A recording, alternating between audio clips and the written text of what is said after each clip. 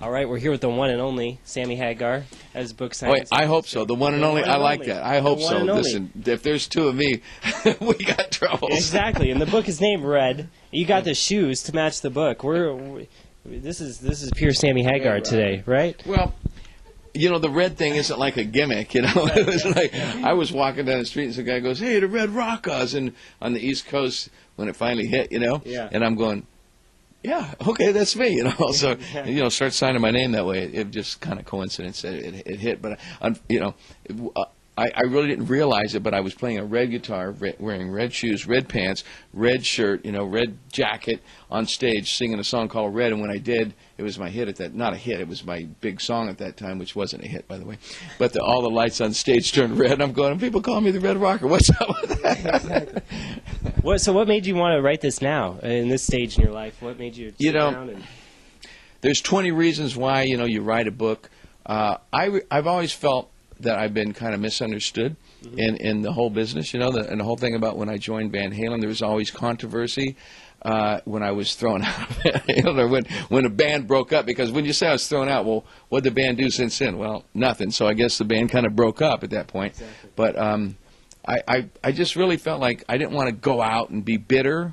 So I just took my time, and I waited. And just one morning I woke up, Joel Sullivan, my co-writer, he comes up and goes, you know, Sam, you don't think it's time to write a book? I'm going, I'm starting to feel like that, you know.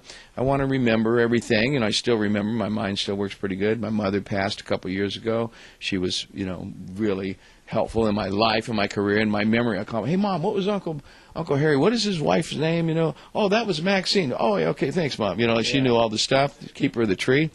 So I just decided to do it. I took most of the year off and did it. And writing with Joel Sullivan, who's San Francisco, everybody knows him over here. Everyone with the hates Chronicle. Joel? Why do you say that? What do you mean? You mean he's like a prick, you know, Joel? No. Well, what kind of? Yeah. So how was it writing that book with him and sitting down? And I'm sure you've had experiences with Joel over the years.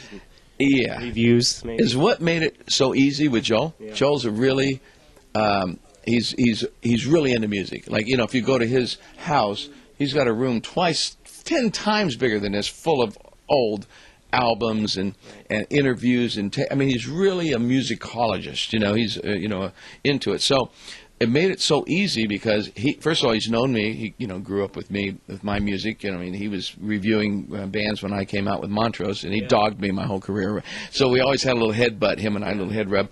But we became friends in the last 10 years. And Joel, when I would say, you know, this is my wife, by the way.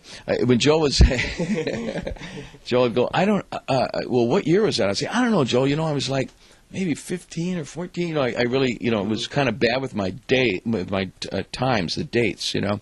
And Joe would go, well, what song were you listening to on the radio?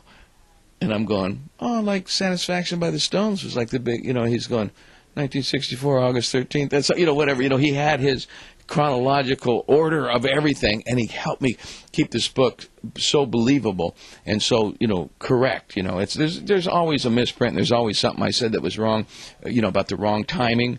But if I did it by myself without Joel, I would have been probably in Montrose after Van Halen. That wouldn't have worked for the fans, you know. You're getting a lot of press on this book, and it's flying off the shelves, obviously. But all the press is talking about is the alien thing and the controversy with Van Halen. But there's a lot of other stuff in this book that's good to read other than those two things. So I want people to understand that it's not all about aliens and Van Halen. Well, my fans know that, you know, but they don't know the depth. That's the other thing. My fans, for this is such a great read for them because they've been following my whole life, but I've been private. You know, I'm not a publicity hound. I haven't been in the tabloids. So much for that. Oh, yeah, okay. My wife has a different opinion now, but yeah, now I'm a publicity hound. I want to be #1 for a year. But as what happened was that of course they always pick up the sensational things, but really this book is about.